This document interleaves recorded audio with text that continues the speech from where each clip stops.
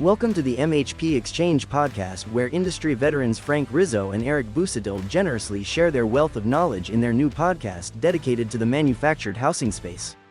They tackle tough questions to provide valuable insights for those considering investments in mobile home parks. If you're seeking answers in the manufactured housing space, this podcast is your go-to resource. Welcome back to the MHP Exchange podcast. I'm your host, Frank Rizzo. Joining me, as always, is my partner, Eric Busadil. Eric, how are you this morning? Pretty good today, Frank. Yeah, pretty good. You look nice and relaxed. Yeah, a little relaxed. Good.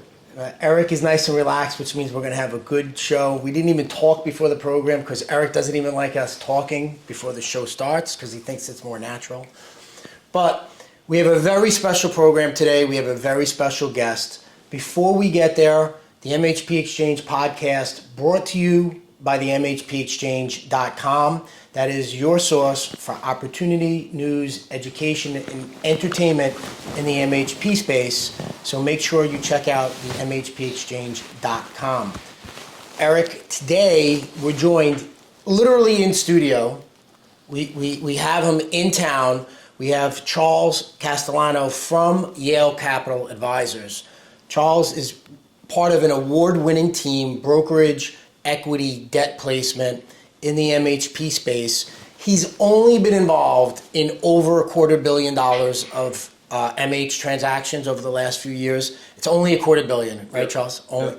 But he's got a special niche in terms of underwriting, process, and he's really got a great vantage point on what's happening in and around the market, because Yale has been very active. Anybody who's in the MHP space is probably on their list and seeing some of the opportunities they have there. But with that, I'd love to welcome Charles Castellano. How are you today? Thanks, Frank. Thanks, Eric. Good to be here. Yeah, it's been great watching you guys, grow from just a few parks to, a big portfolio across the Southeast U.S., which is my market. And, we haven't done a deal yet, but I'm sure we will soon. And, good to be here. Great to have you. And before we get started, Charles, I know you're based out of Miami, Florida. Yep. Right? And this was your first visit to Staten Island, New York. First visit. Any notes that you might have, like subtle differences from Staten Island to anywhere else you've traveled? Yeah, it's such a warm place. I was at the diner down the street here, just grabbing a coffee, and the interactions between everybody in the diner, outside the diner, it's just really like nothing else. Could you give us an example? Yeah, there was just a few old men, clearly retired, who were waiting outside for their buddy Joe, and they're all giving Joe, a hard time. Where is he? He's late. Look, they're all looking at their watches, and they finally start going inside, and then here comes Joe, just whips around the corner, slams into a parking spot, and out of the window, "Hey, Joe!" It's just, these other two women who, said bye maybe 10 times in the parking lot to each other. One was going on a cruise, send me pictures. Now, I want to see all the beautiful pictures. Now, did you do that purposely? Like you came early to kind of, get a lay of the land before you came in here? I'm just always early. So, it's better to be early than stressed driving around a place where you don't know. Right. So, got here a little early, and it was well worth it. Yeah. All right. So he had the quintessential Staten Island greeting, right, where you have to say hello and goodbye 10 times, right? Multiple kisses to people that maybe you haven't seen in 20 years. So that's great. That's great. I'm glad that you had that experience. But Charles, before we get started, just a little bit about yourself and like how because you are the director for the Southeast region, right? So you run that. So how did you get to that point? Sure. So I'm actually a third generation mobile home park owner. We've owned parks in Florida since 1963, and I joined Yale about 6 years ago. Our family business is pretty much runs itself. We have managers of over 20 years.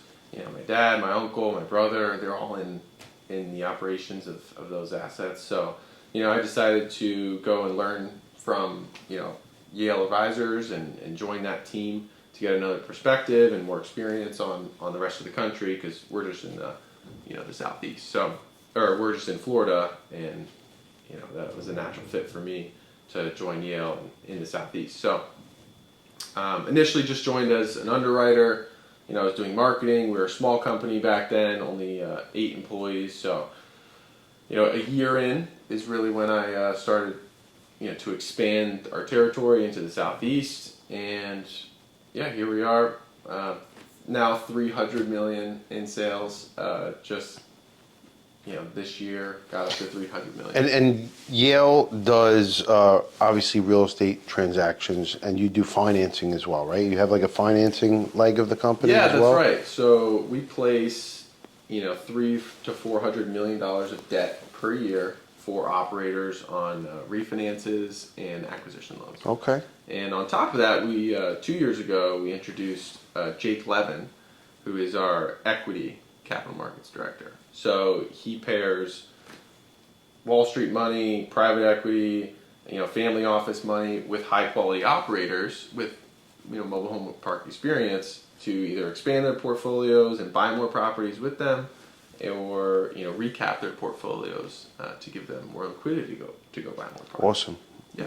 So we're kind of a triple threat in the industry, and we're excited to announce a closing here in the next couple of weeks where we did the equity, we placed the debt, and we represented the seller and sold the park. Wow, that's amazing. Congratulations. Thank you. But and I didn't even realize that you were a third generation like mobile home park owner. Yeah. Right. So through that family, that must give you a real unique perspective, especially when you're talking to a community owner, because you understand the nature of the operations from the ground up. Yeah. Right.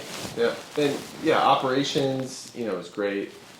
I can relate to them, but a lot of these are family businesses. The ones we're selling in the Southeast, and I can relate to them a lot with the family politics, and usually there's only one operator, one family member running the parks, and everybody else is just getting mailbox money.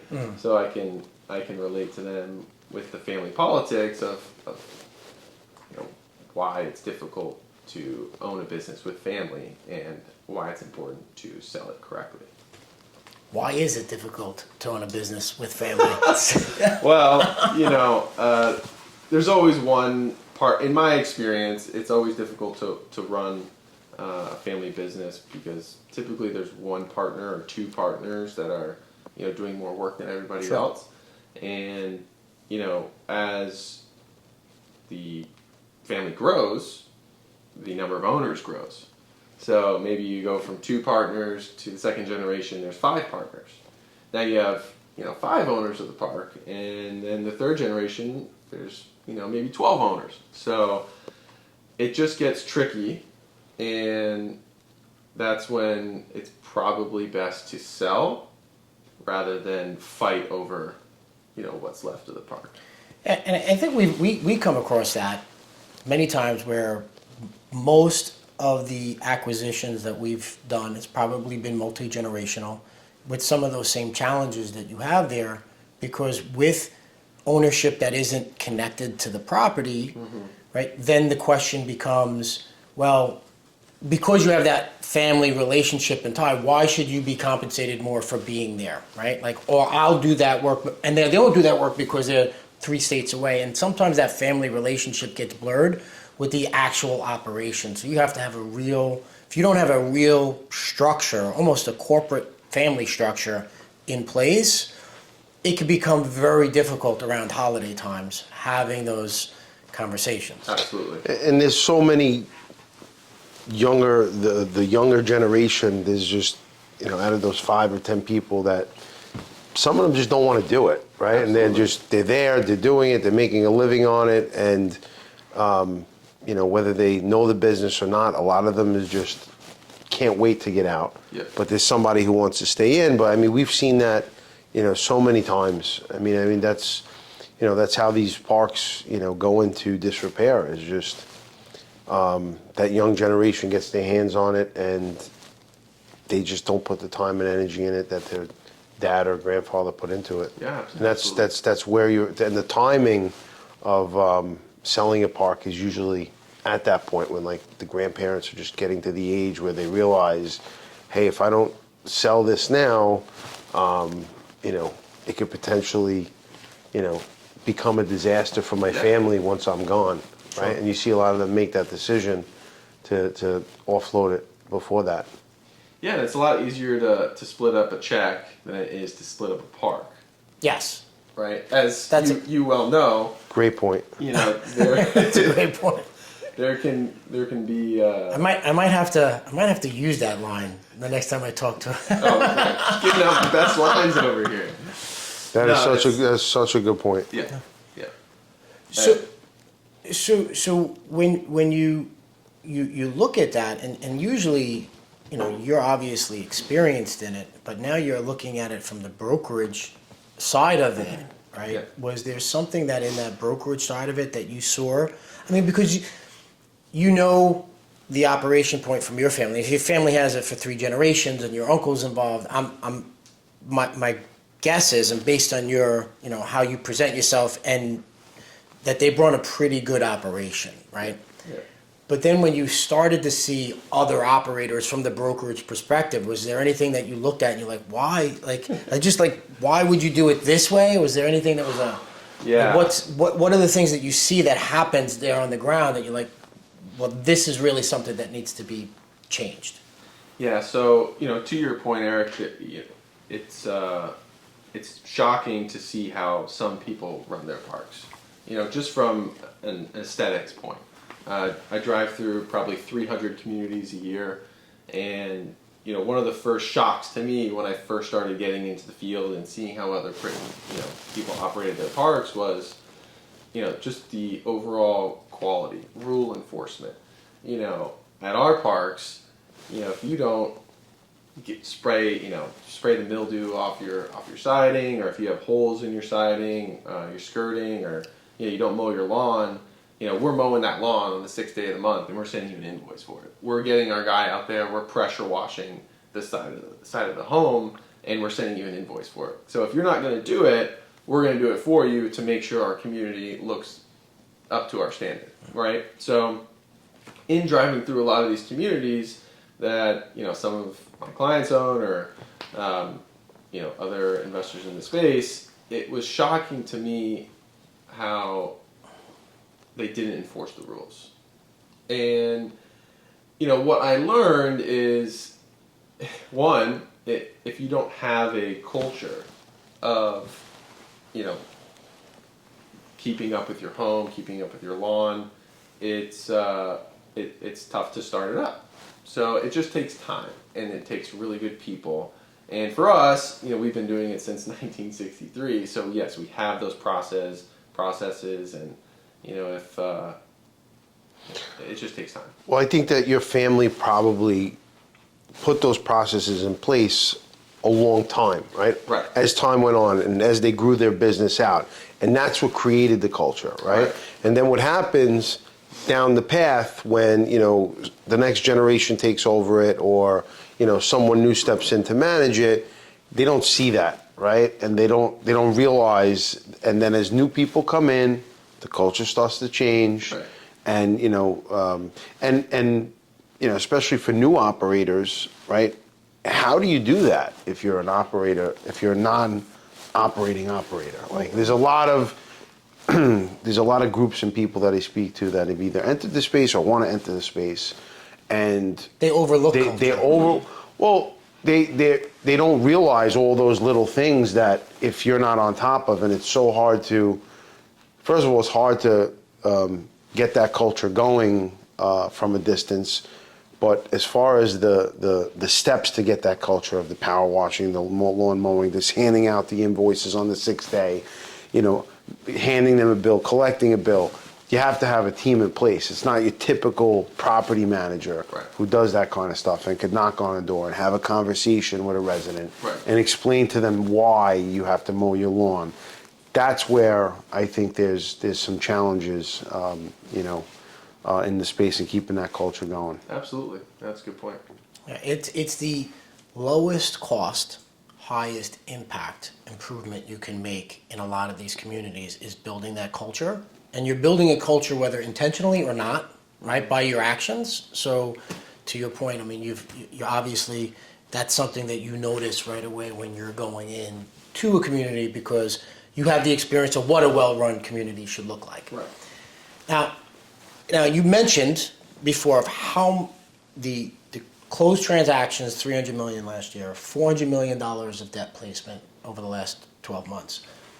What's, I'll say, remarkable about that is most people have seen in the last year, commercial real estate as a whole, there was a slowdown in the market, right? I think the numbers nationwide and not just industry specific were down about 60% from the previous year, which was down 50% from the year before. What do you attribute the success, right, of maintaining the velocity of the transactions where a lot of other people that you speak to in the industry have said, well, you know, this year wasn't as good as last year, right? Or the year before, it wasn't as good as 2 years ago. But you and your, you know, Yale has been able to maintain that velocity of transactions. Like, what do you attribute that success to?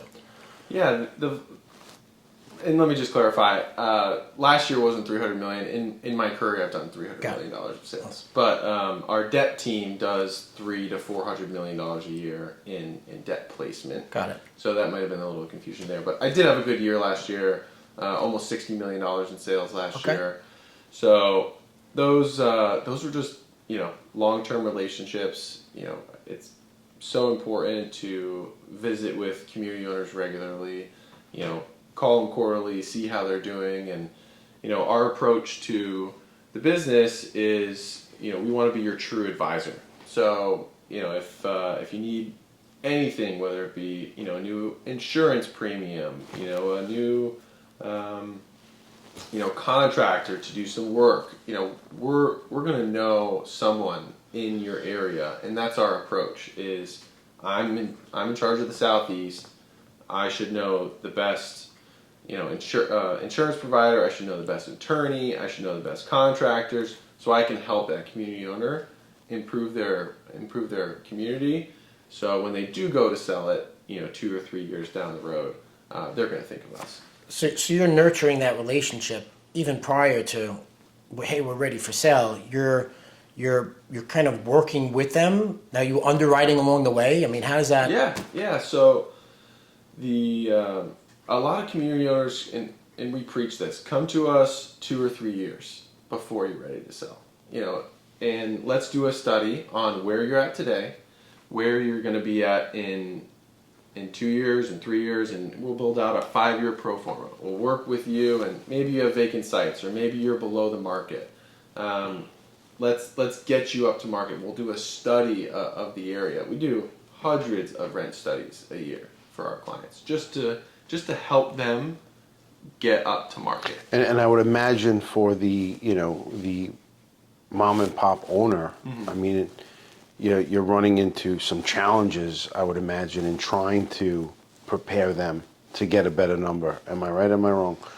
I mean, I gotta believe, you know, just, you know, someone who's got a park for 30, 40 years and just can't be as involved as they used to be. There's definitely, is there a challenge there sometimes with that? Yeah, absolutely. I mean, we run into folks all the time that they raise rents $5, $10 a year and they're $80 below market. So what I'm going to do in that situation is I'm going to say, hey, you know, Mr. Seller, you know, you want to sell for X number. This is what we have to do to get there. So we help them build a plan. We'll put a rent survey together, and then I'll even help them with their rent increase notice and say, hey, here's what you need to do, and I know you're going to have pushback from your sellers, and I'm not talking $100 rent increases. I'm talking, you know, maybe $30, $40, $50 rent increases to get up to market. You can write a letter saying, hey, here's every park in the area. You give this to the tenant. Here's all of their rents. This is how far we are behind. And you can even say, you know, our taxes are going up. Our insurance is going up. List the reasons why. We need to repave the roads. So we're going to make your community better, but we need to charge more for it.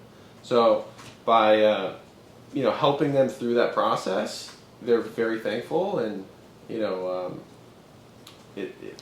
it'll help them reach their goal. Does that also help you set expectations for the seller? Because I think a lot of what's happened, especially over the last 4 years, is sellers are getting inundated with investors or people who say they want to buy their park at a number, and they're throwing out numbers based off of like basic information, like just very little information. And now in the seller's head, there is an expectation of, I should get X.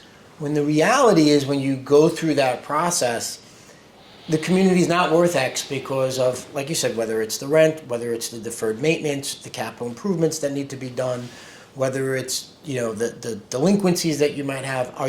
Does that help you set expectations for the seller, to make them realize maybe that's not a realistic exit, but here's where we can create some additional value for you along the way? Yeah, absolutely. Sellers' expectations are, based on the number of buyers and, offers they're just receiving in the mail is a huge challenge for us. Direct buyers are our number one competition. So, yeah, it's challenging. The relationship piece is so important, visiting with them and helping them build out pro formas for the future.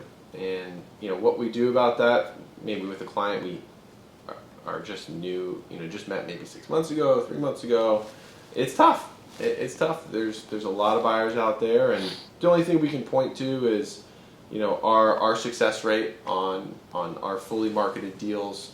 We walk them through our process of a 5-week call for offers, and at the we're going to show it to 100 buyers, and this is the results of our last 5 processes where we've closed within 5% of ask or 10% of ask, and recommendation letters go a long way in that process of winning a deal from a seller who has received 10 offers in the past year. So we don't win every deal, right? I mean, we lose a lot of deals, but it's just a numbers game, and we truly want to be an advisor, a general resource for community owners out there, because selling an asset is tough, and I'm not going to sugarcoat it. It's a lot of work, and we have a lot more value than just selling a park. Right? At the end of the day, we're gonna help you through the transaction management. We're going to even help you. We have some partners to help you reinvest your money. If you did want to do a 1031 exchange, we have some great folks out west who specialize in placing funds for our clients who don't know what to do with the money. So it's we're not just here to sell your park and get a commission. We want to help you build your park up to a place where meets your financial goals, and even after the fact, help you live a good life. Kind of like an end-to-end solution for that community owner that's looking for a potential exit and an opportunity down the road. Yep. So you mentioned something in here, and it's interesting because you speak to people who are newer in the business, right? And so we just left SECO, right? The Yep. Southeast Community Owners, where we saw you guys again there, and you're very well represented. But when you speak to newer potential investors in the space or operators in the space, and you see a lot of people who spend time, resources, energy, and the first thing they're doing is trying to procure deals off market, right? So, you ask them I hired an acquisitions person. I hired somebody who's making calls to community owners. I hired somebody that's underwriting all these, and they don't own a community, right? They haven't operated, they don't own a community yet they have an acquisitions team, right, that they've invested. I mean, and those are some of the people who are calling owners. I mean, do you think that's a good strategy for an investor? Do you think that's or for somebody starting out, do you think that's a good strategy? Creating a whole acquisitions team before you own a park and trying to buy a deal off market is tough. I don't advise it. I would start with calling brokers. But- my suggestion. Well, I think you hit it on the head. If you've never purchased a park, Yeah. to hire an acquisitions team, I think may not be the best bet. I also want to talk about, just in response to what you're talking about, Frank, in the time we've been in the business, about 10 years, I think so much has changed in 10 years also, right? 10 years ago, there was a lot more off-market deals to be had, right? Now, this asset class has become, very more popular. Yep. And I don't think there's as much owner-operators out there that aren't aware of the value of these communities, right? And it was just 10 years ago, there was a lot less real estate brokers in the space also, Yeah. right? So when you bought a park, even if it was from a broker, it was probably from a broker that was local in the town that knew the property owner, but has never sold a mobile home park, right? Nowadays, you have more specialty brokers handling most of the mobile home park sales. But what do you think? I mean, where would that, if you were counseling a new investor in the space, somebody was interested in the space, where would you say the value of working with a broker or somebody like yourself, where would that lie? Yeah, the value of working with a specialized broker like we are is, that deal that he's showing you has been vetted, the seller is committed to sale, and there's a timeline. So, as you well know, people will use as much time as you give them to make a decision, whether it be writing an LOI or going to visit the property.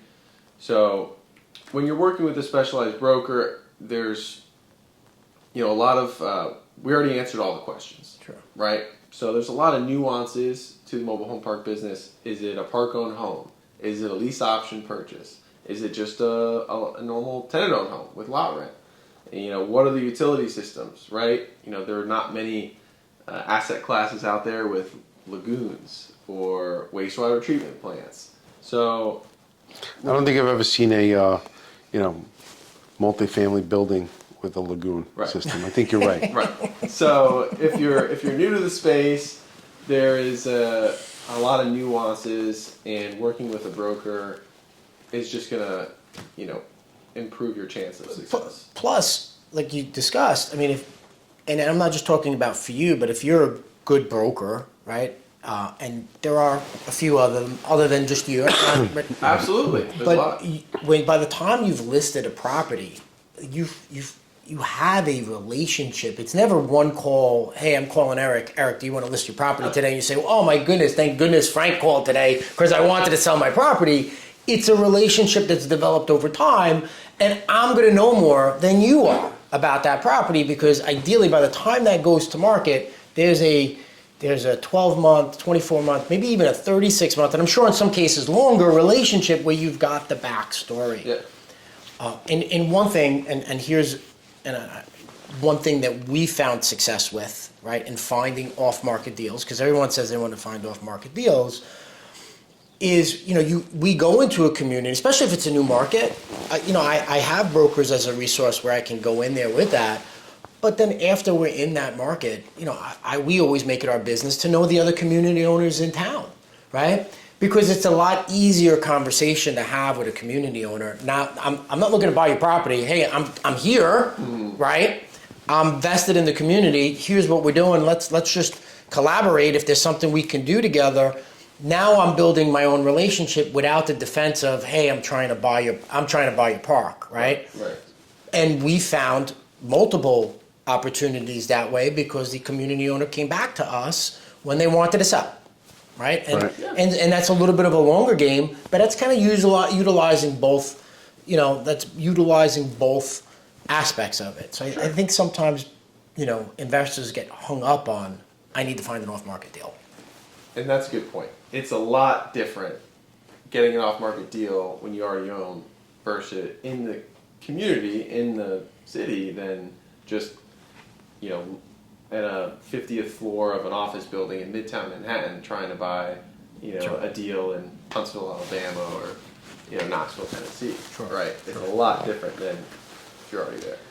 So, I mean, let's talk current events. Rates just cut, Yep. right? 50 basis points. Expectation is that there's going to be more rate cuts down the road. Yeah. How do you look at that in the market? Like, what do you think? What kind of impact do you think that's going to have? Yeah. So I think the market, the recent rate cuts are giving investors a lot of confidence in the next 12, 18 months. Just from a standpoint of consistency, I think we've had volatility in rates the past 18 months. So moving forward, seems like the Fed's made a decision to cut rates consistently, and that gives the market a good outlook into the future, and I think it's going to be a productive 12 to 18 months.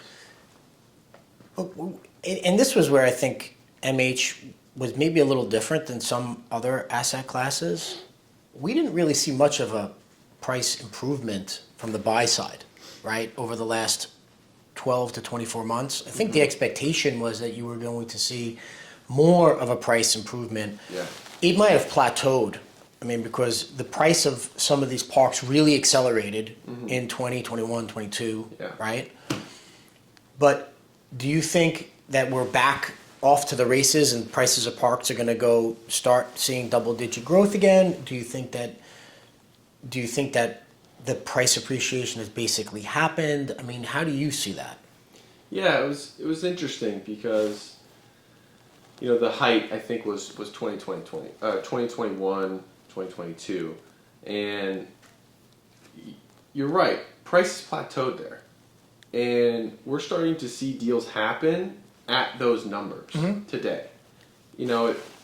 Sellers were stuck on those numbers, absolutely. But what's nice is that was 3-4 years ago, and rents have caught up, and interest rates are starting to fall again. So we just did a deal in Tennessee where the seller was stuck on a number from 2021, and it just closed at that number.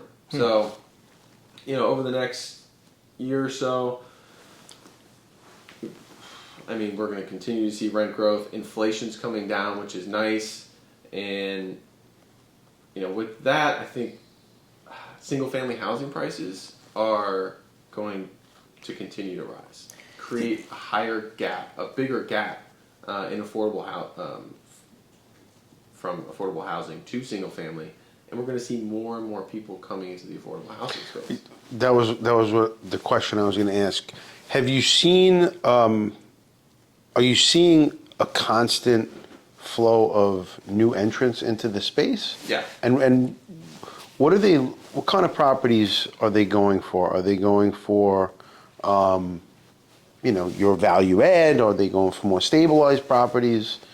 Yeah, I see. There's always new investors looking to buy parks in the space, but the biggest trend that we're seeing is, and maybe it's because we just opened an equity division 2 years ago and we're getting a lot more attention, is just equity partners looking for quality operators to invest in, and especially with interest rates coming down, that 5% investor sitting on the sidelines just collecting free money from the government is going to come back, look for yield in the real estate market, because they're not getting that 5% anymore. Right. So, more and more equity groups coming into the space looking for quality operators is a trend that I can continue to see, and that's just going to push prices up even more. I think that you obviously you're going to see more capital come in here. I just think you've got to be conscious because the end user, right, the tenant, they're also stretched. So I think in some instances, in certain markets, you have to be conscious of where that rent growth might be. And I think as more and more of the sellers are either quasi-institutional, where maybe they've purchased and they've taken those rent steps up to get it close to the market, I don't think you're going to see those big jumps in rent gains because there's less communities. And I'd be interested to see, right? Because when we first got into the space, it was probably 75% mom and pop. And I'd be interested to see, after everything that's happened over the last few years, where that number kind of lies now. Is it 60-40? Is it 50? You know, like, I don't know if there's been any, I haven't seen any data on that recently, but I'd be interested to see, you know, what percentage mom and pop, what percentage is, you know, institutional or quasi-institutional investors in there. And I think that'd be an interesting study. Maybe that would give you some homework to do when you get back. Yeah. We have a pretty good database, and that's something I could probably figure out and let you know. Perfect. But, you know, coming from Seco this week, I think, you know, that's where I did my very first deal. You know, almost 6 years ago was Seco, and I remember it having 300 people. And now, I mean, there was maybe 200 people there. So, Yeah, but do you they could possibly also be because there's more shows. yeah, more shows. I agree with you, but in my experience, there used to be at least 100 community owners at Seco. A lot less community owners. A lot less community owners. So, you know, the very first gentleman I did a deal with, he owned one park. There's a lot of folks like that used to go to Seco. It used to be the Southeast Owners Conference. It used to be, you know, more localized. Now they've stretched to the whole nation, and we see people come from California, Idaho, all over. But yeah, just this past week I noticed there's a lot less community owners. But yeah. So, Charles, this has been great. I mean, it's a great conversation. I mean, obviously a wealth of knowledge.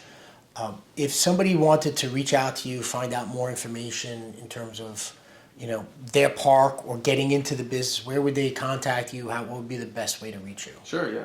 We YaleAdvisors.com is our website. We have multiple resources on there for you to join our buyers list, or simply send us an email and reach out. Happy to talk through any situation that you're going through, whether it be a need on the equity side, the capital side, plenty of good relationships in the debt markets, and then we have 10 salespeople that cover every region of the country. So whether you're looking at deals in Alaska, Florida, New Mexico, you know, we have someone local who specializes in that territory. Charles, Eric, anything you'd like to add? Nope, it was all good. Listen, Good stuff today. Awesome. Good stuff. Charles, I appreciate you being here and being in studio, which is always great to have somebody in studio live. And here's to us getting a deal done in the next 12 months together. We're looking forward to that as well. So if you like this program, if you like this episode, you know, rate it on Spotify, rate it on iTunes. You can also check us out at the MHPExchange.com, because the MHP Exchange podcast is brought to you by the MHPExchange.com. And if you want to see a video series of what it takes to really be an operator on the ground, make sure you watch Trailer Park Turnaround on YouTube. That's Trailer Park Turnaround on YouTube. Until next time, happy investing, guys.